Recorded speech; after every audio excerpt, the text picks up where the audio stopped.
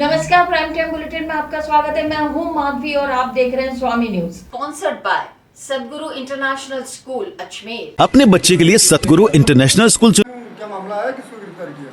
जी, ऐश्वर्या त्रिपाठी है, फाइसागर रोड निवासी अजमेर की है, जिसके साथ ऑनलाइन बिजनेस के नाम से धोखाधड़ी कर जो है उसके अकाउंट मतलब उससे पैसे ले लिए गए, ट्रांजैक्शन करवाया गया है, जिसके संबंध में अभी प्रोटेक्शन वारंट से लवनीत पुत्र देशराज जो कि पंजाब से है उसको प्रोटेक्शन वारंट पर लेकर आए गए हैं, जिसे कल न्यायालय में पेश किया गया और अभी फिलहाल अपराधी जो है वो न्यायिक हिरासत में है। कौन सी जेल से लेकर आए इसको? जी, इसको लेकर आए हैं फरीदाबाद जेल से प्रोटेक्शन वारंट में लेकर आए। तो इससे कुछ बरामद हुआ क्या?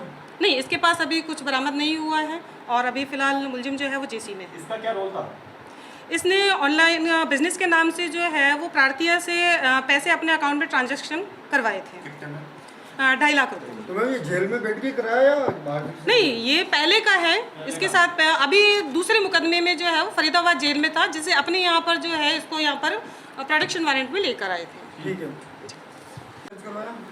जी, ये वैशाली नगर से हैं अजय पारिक, एक व्यापारी हैं, उम्र 55 साल है, जो कि इनका एक ट्विटर पर अकाउंट था जिसमें उनकी जो है डीके मुत्थु कृष्णन एक प्रोफाइल से एक जान पहचान हुई।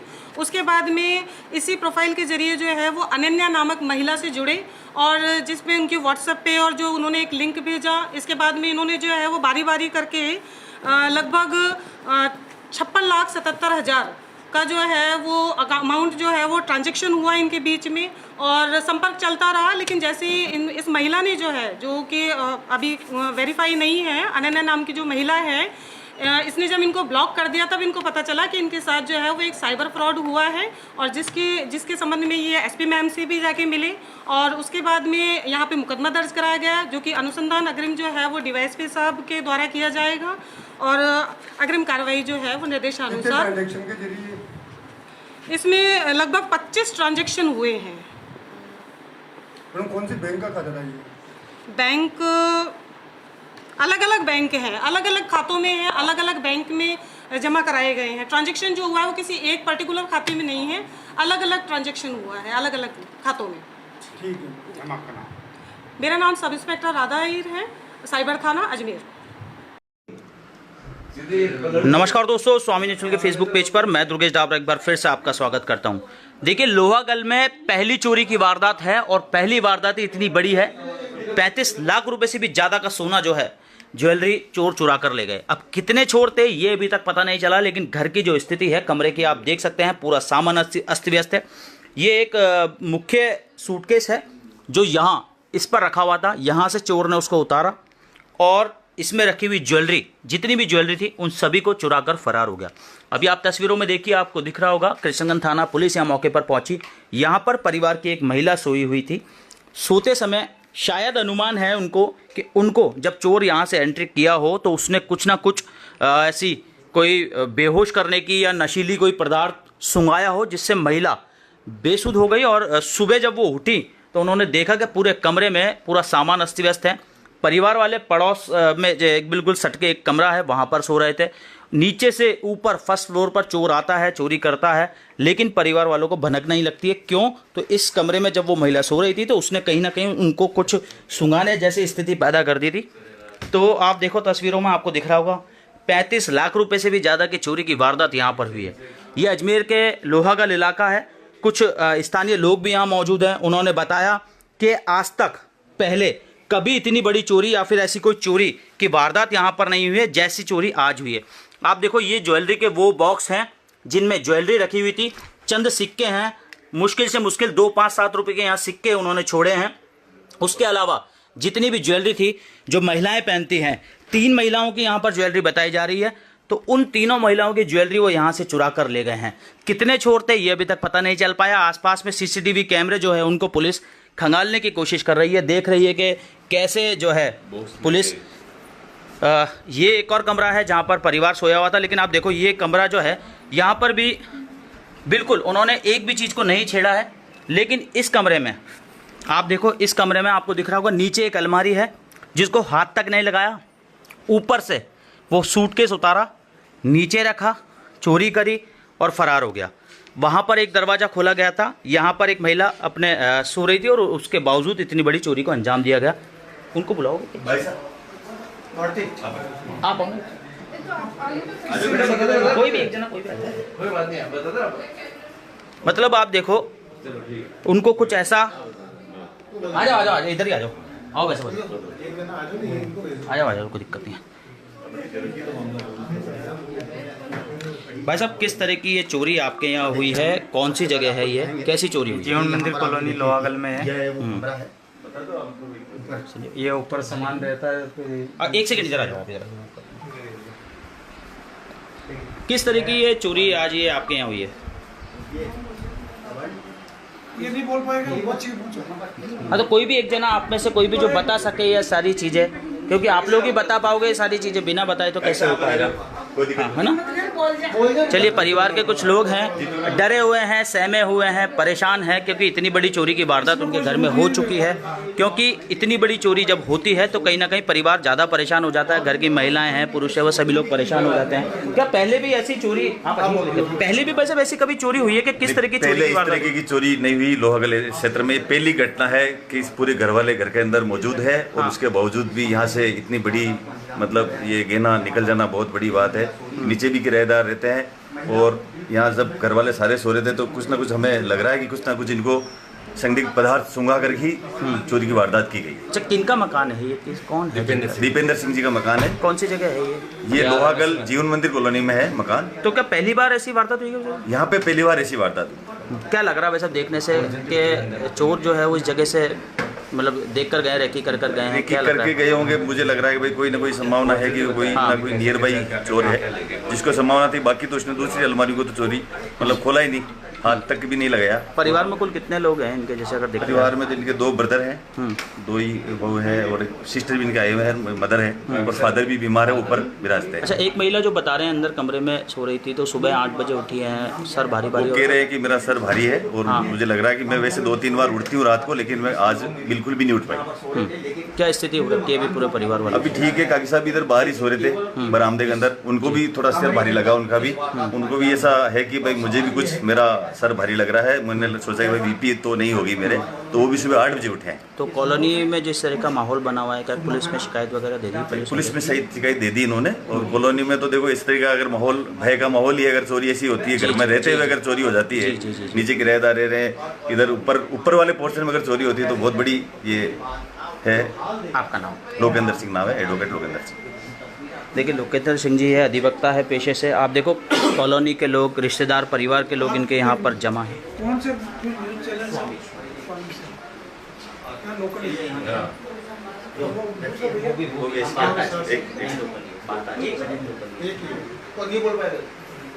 देखिए, कॉलोनी के लोग, परिवार के लोग फिलहाल यहाँ पे मौजूद हैं,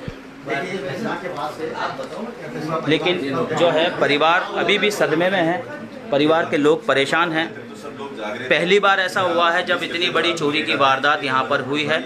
लोहागल के पास में शिव सागर जीवन मंदिर कॉलोनी है, जनाना रोड पर, जनाना रोड से पहले, कबीर नगर से पहले कॉलोनी पड़ती है। पहला क्वेश्चन ये है कि हर पेरेंट्स किसी भी बच्चे से अगर अपन पूछते हैं जी, आपको क्या बनना है, तो कोई बोलता है इंजीनियर बनना है, डॉक्टर बनना है, हाँ, एस्ट्रोनॉट बनना है।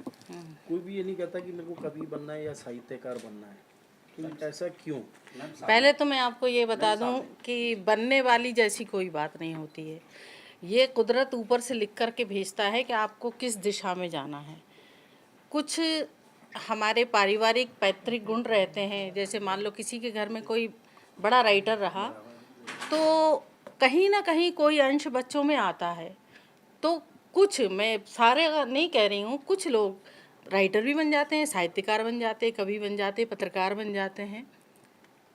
तो ये जेनेटिक मान रही हैं कि भाई ये ईश्वर प्रदत्त है। देखिए, राइटर का मैं जहाँ तक मानती हूँ, कोई भी कलाकार हुआ, कोई भी आर्टिस्ट हुआ, ये इसका कोई इंस्टीट्यूट तो है नहीं कि जहाँ पर ये सिखाया जाए। कविता, पत्रकारिता तो ठीक है कि उसमें फिर भी सिखाया जा रहा है, लेकिन कवि के लिए तो नहीं है। तो ये ईश्वर द्वारा ही प्रदत्त है। जैसे इन युवाओं को इस और आकर्षित करने के लिए आप मानते हैं कि कुछ प्रयासों की ज़रूरत है, या कोई सरकार से भी आप लोगों को कुछ इसके लिए मदद चाहिए? कि युवा कैसे आकर्षित हो इसमें अपना करियर उसके लिए बनाने के सबसे लिए? पहली बात तो यह है, वैसे अब तो पढ़ने का जो चलन था वो कम हो गया, लेकिन सोशल मीडिया के द्वारा भी आजकल बहुत सारी चीज़ें मिल रही हैं। तो मोबाइल में इतना सब है, पूरी दुनिया मोबाइल में समाहित है, तो इसके द्वारा बहुत कुछ सीखने को मिल सकता है और उसके द्वारा व्यक्ति चाहे जो अपने अंदर वो गुण। नहीं, सरकार से क्या अपेक्षा है यार साहित्यकारों को? कुछ सरकार तो वैसे बहुत अच्छा कदम उठा रही है, बहुत से पुरस्कार देती है, पद्मश्री देती है, पद्म भूषण, पद्म विभूषण। और जो अच्छे कलाकार हैं, जो अच्छा काम कर रहे हैं, उनके लिए सरकार तो अपना काम कर रही है, वो प्रोत्साहित कर रही है। अब इसके लिए और हम क्या कहें, हाँ ये हो सकता है कि छोटी छोटी सी, जैसे हिंदी एकेडमी है, उर्दू एकेडमी है, जिसको उर्दू में रुझान है, हिंदी में रुझान है, या संस्कृत, तो इसकी पाठशालाएँ, छोटी छोटी पाठशालाएँ गवर्नमेंट एक बड़े लेवल पे, छोटे लेवल पे चल रही हैं, लेकिन बड़े लेवल पर चला सकते जैसे हैं। युवा एक तरह से साहित्य की हाँ, तरफ अगर वो आना चाहते हैं तो इसके लिए पाठशालाएँ चलानी चाहिए गवर्नमेंट को, और इस पर ध्यान देना चाहिए। मैम, साहित्य का समाज में क्या इफेक्ट है एक तरह से? बहुत बड़ा, साहित्य तो बहुत बड़ा दर्पण है समाज के लिए। साहित्य ने तो बहुत सारे दर्शन कराए हैं, तो इसके विषय में तो जितना मैं बोलूँ उतना कम है। तो जितना हम पढ़ेंगे, जितना हम इतिहास की ओर जाएंगे, तो वहाँ न कहीं दर्शन मिलेगा हमको। मैम, इसका फ्यूचर आप क्या समझते हैं साहित्य के क्षेत्र में? साहित्य का तो फ्यूचर कभी ख़त्म हो ही नहीं सकता। रामायण 500 वर्ष पहले लिखी गई, आज भी घर घर में बाँची जा रही है, तो साहित्य ही तो है, और क्या है वो? रामचरितमानस क्या है? साहित्य है, उससे बड़ा साहित्य और क्या है?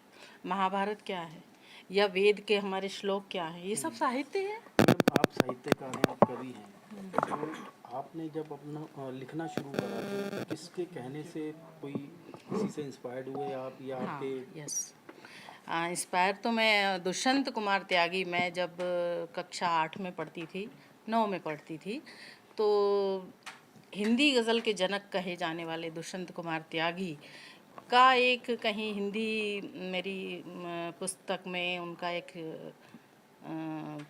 चैप्टर था, तो वो मैंने पढ़ा, और जो जिसकी व्याख्या करी थी हमारे गुरु थे हुकुमपाल सिंह विकल, वो अब इस दुनिया में नहीं रहे, वो भी बहुत सिद्ध कवि थे और हमारे शिक्षक थे। तो वो जब उसकी व्याख्या कर रहे थे, वो कुछ यूँ कविता थी कि सुफनते ज्वार का आवेग मध्यम हो चला है, क्या भरोसा कांच का घट है, किसी दिन टूट जाए। तो ज़िंदगी का दर्शन था, जीवन का दर्शन था उसमें। तो वो मुझे वो पंक्तियाँ बहुत अंदर तक मेरे पहुंचती चली गई। और इसलिए आपने पीएचडी? मैं दुष्यंत जी को नहीं जानती थी कि दुष्यंत कौन है, क्या है, वो तो मुझे अंतर्मन तक वो कविता पहुंची। लेकिन फिर जब मैंने एमए कर लिया तो मुझे उनके बहुत सारे शेर मैंने सभाओं में कोड होते देखे कि कल नुमाइश में मिला वो चीथड़े पहने हुए, मैंने पूछा नाम तो बोला कि हिंदुस्तान हूँ। या फिर प्रेम पर भी उन्होंने बहुत अच्छा, दुष्यंत को लोग जानते हैं कि इन्होंने आम आदमी की पीड़ा को गाया, आम आदमी की पीड़ा को तो गाया ही गाया, लेकिन प्रेम पर भी बहुत अच्छा लिखा। कहीं उनका एक शेर है कि वो किसी रेल सी गुजरती है, मैं किसी पुल सा थरथराता हूँ। तो दुष्यंत जी ने प्रेम पर भी बहुत अच्छा लिखा है। तो मैं उनसे बहुत ही ज़्यादा प्रभावित रही, और उनकी जो साए में धूप पहला जो गज़ल संग्रह था वो मैंने पढ़ा। और जब मैं पीएचडी के लिए अपने गाइड के पास पहुंची तो वो ये विषय देने के लिए तैयार ही नहीं थे। मैंने कहा मुझे तो इसी विषय को लेना है, आप कैसे भी करके कुछ भी करिए, और बस वो मेरे भाग्य में था, तो ये विषय मुझे मिल गया। भविष्य में क्या योजनाएं हैं आपकी? कुछ करने जा रहे हैं? नया तो किताबें हमारी आएंगी। किताबें तो ऐसा है कि 100 वर्ष तक भी अगर ज़िंदा रहती हैं, लोगों के पास पहुंचती हैं, हमारे भाव पहुंच जाते हैं। क्योंकि ये मोबाइल तो एक ऐसी चीज़ है कि 1 सेकंड के अंदर ख़त्म भी हो जाएगा। लेकिन मैं समझती हूँ जैसे हमारी पुरानी जाने कितने वर्षों पुरानी पांडुलिपियाँ आज भी मिल जाएंगी, कई संग्रहालयों में मिल जाती हैं। तो अगर मैं समझती हूँ कि मेरी किताब आज की डेट से 100 वर्ष बाद तक भी अगर लोगों के मन तक पहुंचती है, लोगों के हाथों में पहुंचती है, और कोई बात मेरी प्रभावित करती है, तो मेरा जीवन शायद ये जन्म भी और अगले जन्म में जो भी रहूं तो सार्थक होगा। आज अजमेर लेखिका मंच और सामाजिक सेवा संस्थान का डॉक्टर अरुणा माथुर कलम अवार्ड और पुरस्कार वितरण समारोह रहा। उसमें हमारी मुख्य अतिथि भोपाल से आदरणीय डॉक्टर अनु सपन, डॉक्टर अनीता शर्मा जी थे और अध्यक्षता आज के कार्यक्रम की चांसलर आदरणीय कैलाश सुडानी जी ने। कार्यक्रम के विशिष्ट अतिथि रहे डॉक्टर विवेक माथुर और डॉक्टर बसंत सिंह सोलंकी जो सचिव हैं राजस्थान साहित्य अकादमी के। इसका उद्देश्य क्या है? कार्यक्रम में पूरे वर्ष 2025 में 8 साहित्यिक प्रतियोगिताएं कराई गई ताकि हम साहित्य को आगे बढ़ा सकें, साहित्य को सीख सकें, साहित्य को समझ सकें। उस प्रतियोगिताओं में जो विनर रहे, जो पुरस्कार जिनको मिला, उन सबको आज पुरस्कार दिया गया। इसके अलावा डॉक्टर अरुणा माथुर के नाम से हम एक डॉक्टर अरुणा माथुर अवार्ड करते हैं हर साल। उसमें 89 प्रविष्टियाँ प्राप्त हुई थी और गांव से जैसे पटना से, कोटा से, ब्यावर से सभी जो पुरस्कृत हुए और जो नहीं हुए वो भी साहित्यकार आए थे अपना पुरस्कार लेने और इस कार्यक्रम में हिस्सा बनने। इसके अलावा हम चूँकि सामाजिक सरोकारों से जुड़कर भी कार्यक्रम करते हैं, हमने दयानंद बाल आश्रम के 6 बच्चे जिन्होंने शैक्षणिक योग्यता में एक्सीलेंट नंबर प्राप्त किए थे, उन 6 बच्चों को भी आज पुरस्कृत किया। कुल मिलाकर साहित्य में अच्छा काम करने वाले, अच्छा लेखन, अच्छा पढ़ने वालों को आगे बढ़ाने के लिए अजमेर लेखिका मंच और सामाजिक सेवा संस्थान ये कार्यक्रम। जी, ये जो समारोह है ये हमारी ऊसरी गेट जो चौकी है उसके जीर्णोद्धार का समारोह है। जन सहयोग से जो चौकी है उसकी पूरी बिल्डिंग को सुधारा गया है। जो जीर्ण शीर्ण अवस्था में कमरे हो रहे थे उनको ठीक किया गया है और इसके बाद ये जो चौकी है आज के मॉडर्न टाइम्स के हिसाब से जिस प्रकार से पुलिस का ध्येय है कि ज़्यादा से ज़्यादा हम जो हैं आम जनता को अच्छी से अच्छी सर्विसेज दे सकें, उसके तरफ ये एक पॉजिटिव स्टेप है और आशा करते हैं कि आम जन में जो पुलिस के काम के प्रति सेटिस्फैक्शन है वो इस तरीके के स्टेप से और भी ज़्यादा इम्प्रूव होगा और हम बेहतर पुलिसिंग जो है वो सभी को देने में और बेहतर तरीके से सक्षम हो पाएंगे। अजमेर उत्तर में पुलिस व्यवस्थाएं चौक चौबंद हो, इसलिए जो हमारी चौकियां हैं काफ़ी पुरानी है, क्योंकि ये शहर भी काफ़ी पुराना है। वहाँ की व्यवस्थाओं को और बिल्डिंग को ठीक रखने के लिए यहाँ के दूसरे गेट चौकी का आज जीर्णोद्धार हुआ है।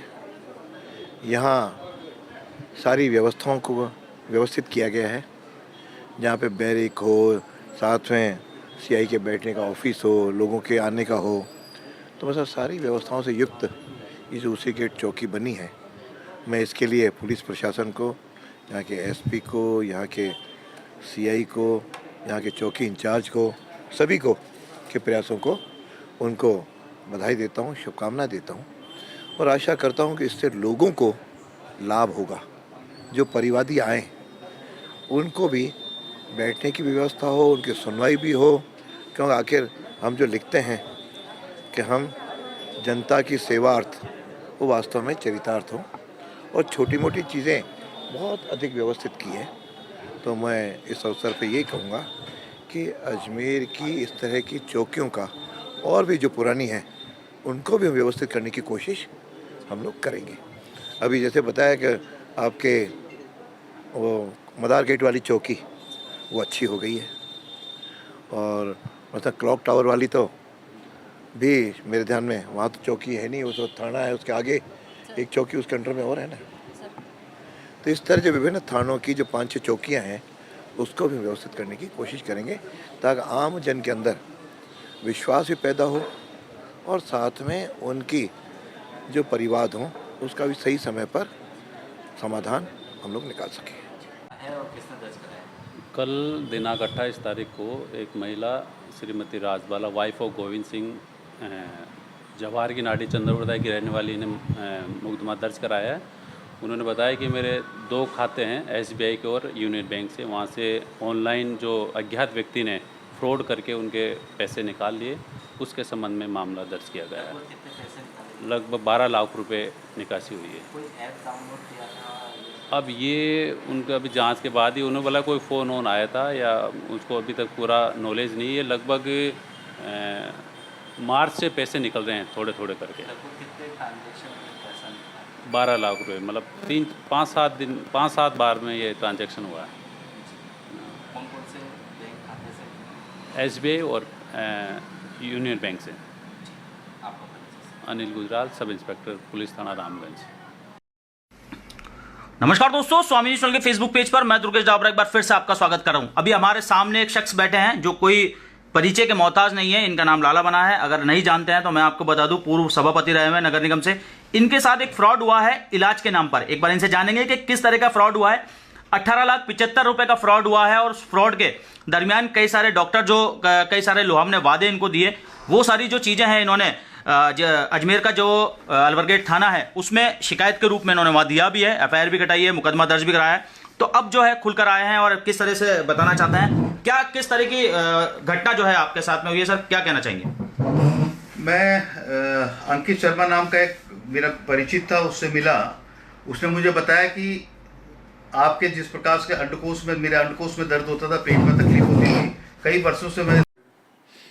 हाँ, पुलिस मुख्यालय के निर्देशानुसार जो अभियान चलाया जा रहा है अवैध बांग्लादेशियों को पकड़ने का, उसके तहत जो STF और लोकल एजेंसीज है, दरगाह थाने की जो टीम है, श्रीमान IG साहब और SP साहब के नेतृत्व में और उनके मार्गदर्शन से आज फिर टीम ने इस अभियान के तहत कुल 9 बांग्लादेशियों को चिन्हित करके दस्तयाब करने में सफलता हासिल की है।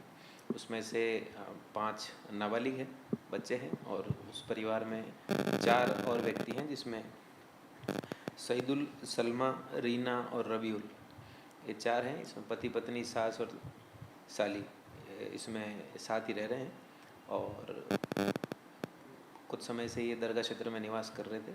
इनकी पूछताछ के बाद इन्होंने अपना बांग्लादेशी होना स्वीकार किया है। बांग्लादेशी होने के संबंध में इनके दस्तावेज भी प्राप्त किए गए हैं। सर कैसा है ये? हाँ, क्रॉस बॉर्डर ही इनका आना होता है। तो बांग्लादेश से पश्चिम बंगाल होते हुए ही ये इधर की तरफ, दरगाह की तरफ आए। सर लगभग आज तक कितनी कार्रवाई हुई? अभी तक कुल कार्रवाई करते हुए 52 बांग्लादेशी जो है उनको चिन्हित करके दस्तयाब किया गया है, जिसमें से 41 को डिपोर्ट करने की प्रक्रिया की गई है। शेष की शीघ्र ही की जाएगी। सर कब से रह रही है यहाँ पर? कुछ वर्षों से ये यहीं पे निवास कर रहे हैं। जिनको क्या करते थे यहाँ रहकर? मजदूरी और भिक्षावृत्ति, इस तरह के काम में ये लोग लिप्त हैं। और इसी के साथ ये समाचार बुलेटिन नहीं समाप्त होते। मुझे दीजिए इजाजत। देखते रहें स्वामी न्यूज़।